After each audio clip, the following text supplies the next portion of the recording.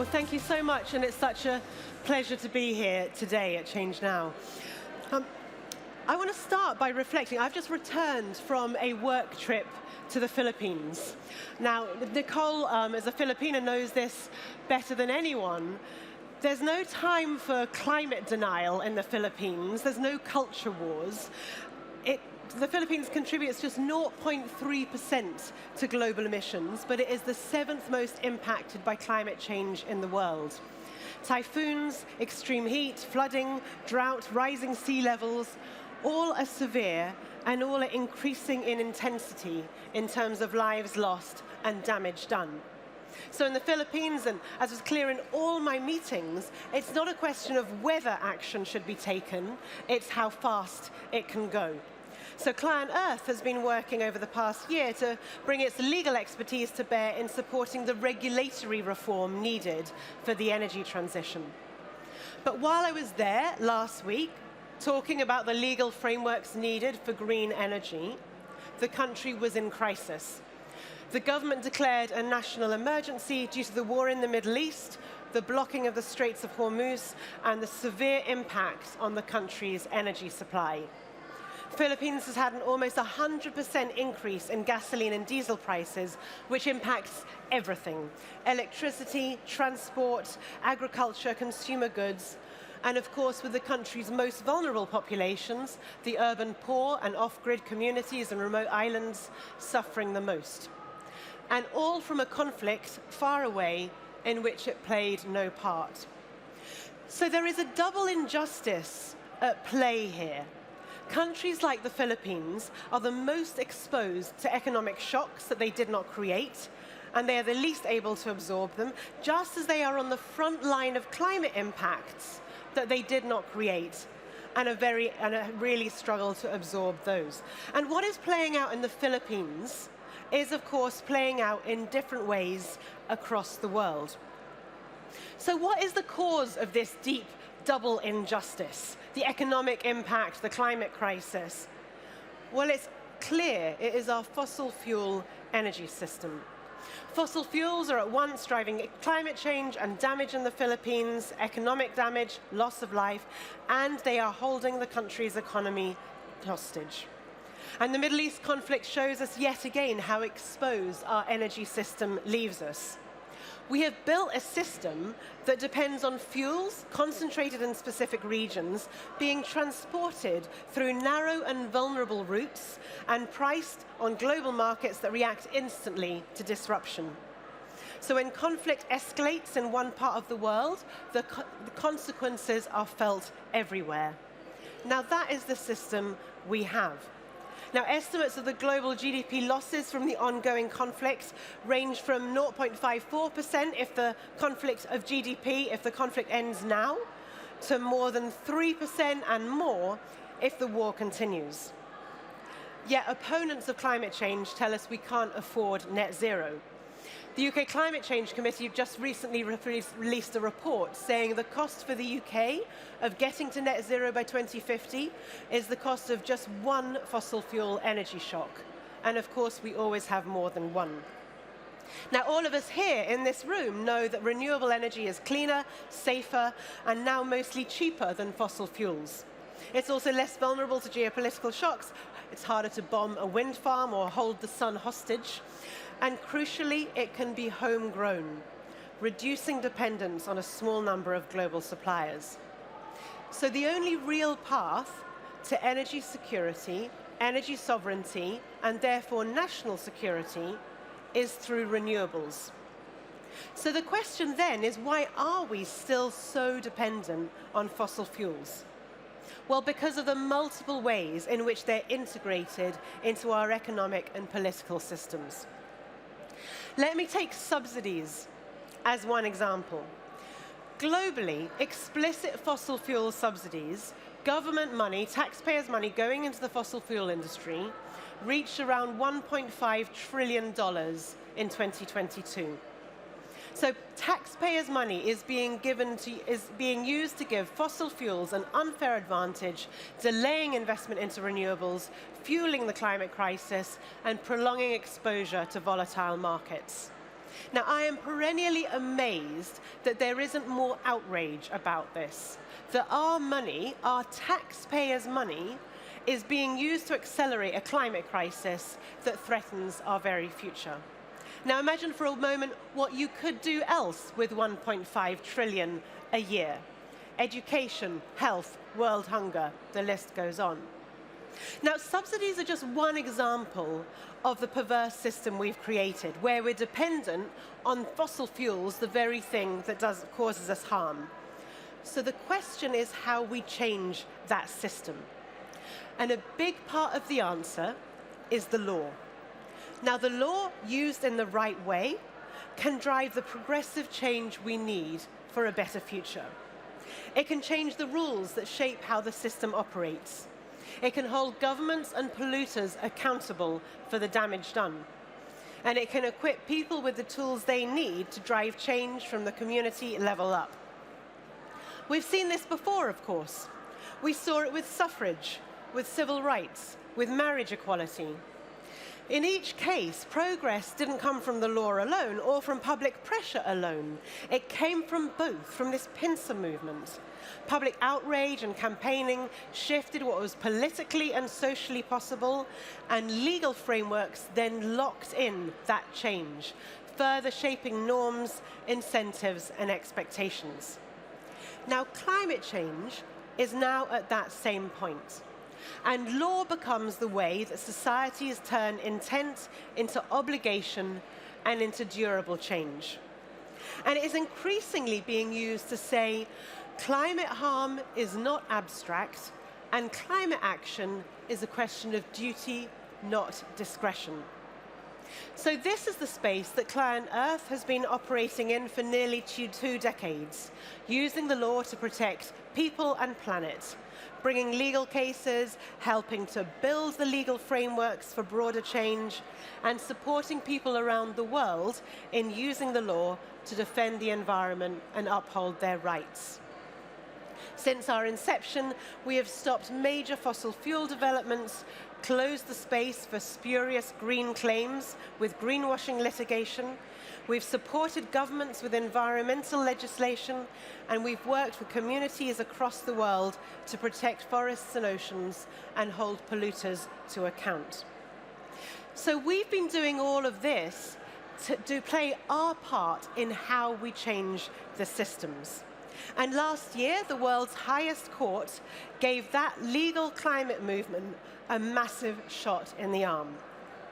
In a momentous decision in July last year, the International Court of Justice affirmed that action on climate change is a legal requirement. Now, this decision from the ICJ didn't come from nowhere, and we're going to hear more about that today. It was the culmination of a journey begun when, in 2019, a group of students in a classroom in the Pacific asked a simple question: what are governments legally required to do under international law about climate change? Now, with the support of Vanuatu, they built a movement. They carried that question to the United Nations and ultimately to the highest court of the world. And the court responded. Now, in its advisory opinion that was unanimous, which is also rare, the court made clear that states have a duty under international law to cooperate in addressing climate change.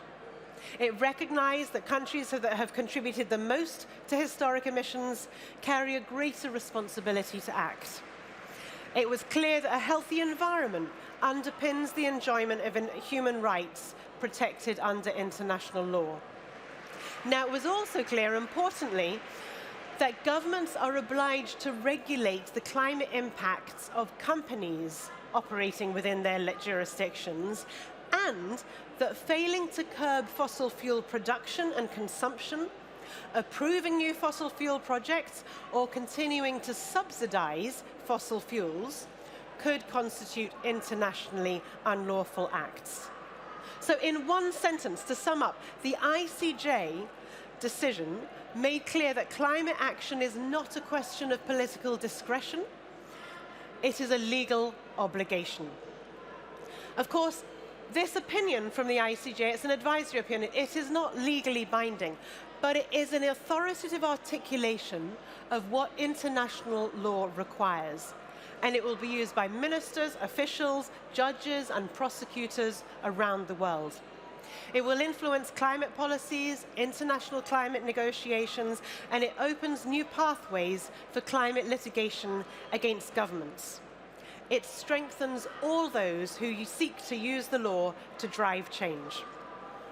It strengthens, for example, the basis for legal action and campaigns to challenge subsidies, the continued use of public money to support fossil fuels, with which I started this speech. And now we're increasingly seeing cases about whether public money can lawfully be used. Be spent in ways that entrench pollution when governments have legal obligations to reduce emissions and protect people from harm.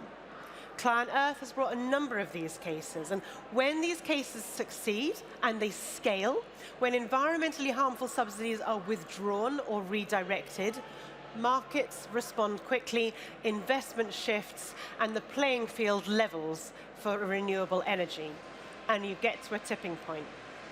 The ICJ opinion also reinforces the principle that those responsible for environmental harm should bear the cost of addressing it. That's the polluter pays principle. Historically, companies have largely been able to operate without accounting for the true cost of the damage they cause to the environment. They prioritize private profit over public good. And the damage is borne by local communities, by taxpayers, by the environment. But polluter pays litigation seeks to shift that accountability. Let me give two examples. In the US, there are 2.1 million unplugged oil and gas wells across the country, leaking methane into the environment. And that's because the big oil owners evade their obligations to plug the oil and gas wells at the end of their life. So we are doing a class action with Colorado landowners. Clarke US is taking a class action with Colorado landowners to shift that accountability. And to come back to the Philippines for my other example, the victims of Typhoon Odette, which killed 400 people, injured thousands, and caused damage to the tune of $570 million, are suing Shell, the oil company, for the proportion of damage done, asking that Shell's contribution to pollution and climate change increase the intensity of that typhoon and the damage done. Now, these cases are really novel. They might not yet succeed. But let's be really clear. Polluter pays litigation, class actions, damages claims, when they scale, will change the calculations of polluting businesses, change their commercial viability and business model, and level the playing field for progressive business actors. So, as we look at the world around us, right now in particular, it can feel hard. You can feel powerless, too small to make a difference. It can feel like we are locked into a system built on fossil fuels, where decisions are taken far away about what people can afford, how they can live, how secure they feel. But around the world, as we're going to hear this afternoon, people are taking their future in their own hands. They are asserting their agency, their power in holding governments and corporates to account and driving change. We see it in the communities around the world advocating and litigating for clean air that has led to dramatic improvements in air quality. In the Klimaseniorinnen, the senior Swiss women who won a landmark case at the European Court of Human Rights, arguing that the Swiss government had a human rights obligation to address climate change. We see it in the youth in Hawaii who won a lawsuit that required the government to decarbonize its transport system. We see it in communities in Spain who last year, with our support, won a case focused on the human rights and health impacts of pollution from industrial pig farming. We see it in energy communities who are organizing to build local renewable energy capacity from the ground up. And quietly, without fuss, and often behind the scenes, we see it in the people who are working with and in governments and authorities in the Philippines and around the world, working painstakingly to get the right laws and regulatory frameworks in place to enable the change we need. Because if you change the laws, you change the rules of the game. Now, the progress we see comes from people, organizations, and communities mobilizing. People who have decided that the future can be different. And that's what gives me hope. The Pacific Islanders who secured the momentous decision from the ICJ last year weren't powerful or rich or influential, but they knew firsthand what was at stake. And they used the law to drive change, from the grassroots to the highest court of the world. And they shifted the baseline. Now, law is not a fast or quick fix. It requires courage and perseverance. It requires courageous failure. But it also provides stability and long-term thinking. It locks in intergenerational thinking, and that is what this moment requires. And in this room, at this conference, across the world, more and more people are resolute and determined. They know that a different future is possible, and they're working to help build it. Now, we know, of course, that change needs to come from all sectors of society, from all sectors of the economy. But the law, used in the right way, can catalyze that change. It can get us to the positive tipping points faster, and it can change our systems for the better. Thank you.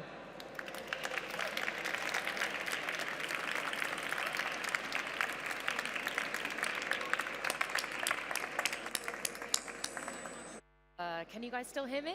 You can still hear me, great. Thank you so much, Laura. That really, really laid the foundations for the conversation we're about to have. So we're going to have a panel, and then we're going to have a fireside chat after that. There's lots to come.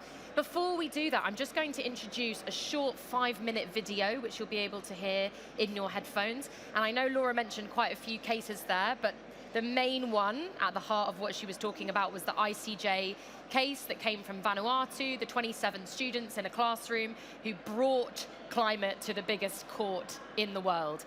And this is Vishal. Vishal couldn't be here today because it was a 30-hour flight from Fiji. So I think we understand why he's not here, but we're very lucky that we can hear from him, and he'll just be giving us a 5-minute video.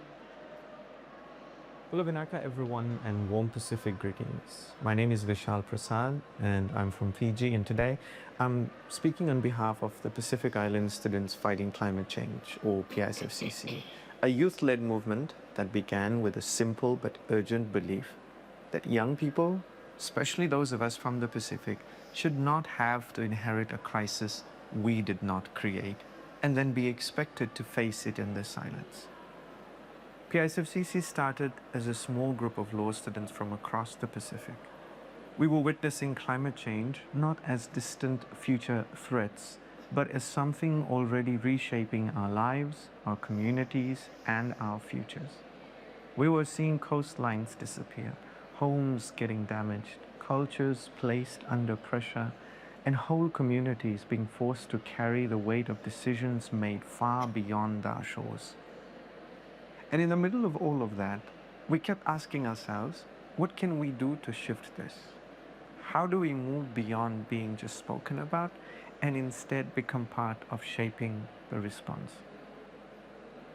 That question led us into organizing, into advocacy and movement building, and ultimately into the campaign for an advisory opinion from the International Court of Justice on climate change. For us, that campaign was never only about the law. It was about justice. It was about making clear that climate change is not just a political issue or an environmental issue, it is also a matter of legal obligation, of accountability, of human rights. It was about helping create a pathway where voices of frontline communities, especially from the Pacific, could help shape one of the most important legal questions of our time. One of the biggest things we have learned along in this journey is that mobilization works best when it is both deeply human and deeply strategic. What has worked for us is building across different spaces at once. We've brought together young activism, legal advocacy, storytelling, diplomacy, and partnerships across regions and movements. We've worked with governments, with students, civil society, communities, and allies from all over the world. And through that, we've seen how powerful it can be when people come together around a clear moral purpose and a shared demand for justice. We've also learned that change is rarely about one big moment. It is usually built through consistency, through relationships, through trust, and showing up again and again, even when progress feels slow. Some of the most important work actually happens long before the spotlight even arrives. And another important lesson for us is that stories matter. For too long, Pacific communities have been framed only through vulnerability. But we were not just on the front lines of the crisis, we are also on the front lines of leadership. We are not only living through climate impacts, we are also helping shape legal, political, and moral responses to them. And when young people tell our own stories in our own voices, it changes how people understand what is at stake. And at the same time, we have to be honest as well. Even after major advocacy and legal breakthroughs, the world is still not moving fast enough. Too many countries are still failing to meet the level of action this crisis demands. Emissions remain too high, fossil fuel expansion continues, communities are still absorbing devastating loss and damage, and justice is still too often treated as something secondary when it should be at the center of the global response. So for us, the work now is about building on that milestone, the milestone that the ICJ advisory opinion gives us, and push it forward. The next phase of the campaign is about making sure that these legal and political gains really translate into real-world action. It means continuing to organize. It means pushing governments and institutions to respond with greater courage and accountability. It means connecting the legal progress to the everyday realities of people experiencing climate harm. And for all of us, it means continuing to build youth leadership so that this movement keeps growing stronger, deeper, and more connected. And this is where the upcoming UN General Assembly resolution matters so much. This resolution that has been introduced by the government of Vanuatu is an important opportunity for the international community to carry the momentum forward and show that the advisory opinion will not simply be welcomed in words, but acted on in practice. It is a chance for states to help move the world closer towards implementation, towards accountability and climate justice. And so part of our call right now is to encourage governments to support the most ambitious and meaningful version of such a UN General Assembly resolution, one that protects the strength of this moment and helps turn it into real collective action. And so I think the message at this point is simple. The world now has far less room to hide behind excuses. For too long, communities on the front lines have been telling the truth about what the climate crisis is doing to us. The science has also been clear. Young people have kept pushing. And now there is also enough legal clarity too. So what matters next is whether governments and institutions are willing to meet this moment with real responsibility. That is why what comes next is so important. That is why the UN General Assembly resolution is one of the key opportunities to show this momentum will actually go somewhere, and that it will help drive implementation, accountability, and stronger action. And that matters because progress cannot just be measured by what is being said in big moments. It has to be measured by what changes for people living with the impacts every day. From the Pacific, this has always been deeply personal. It is about our homes, our cultures, and our communities, and the future that we are fighting to protect. And this is why we will keep going, because too much is at stake to accept delay, and too much is possible to give up now. Vinaka Vakalevu, and thank you.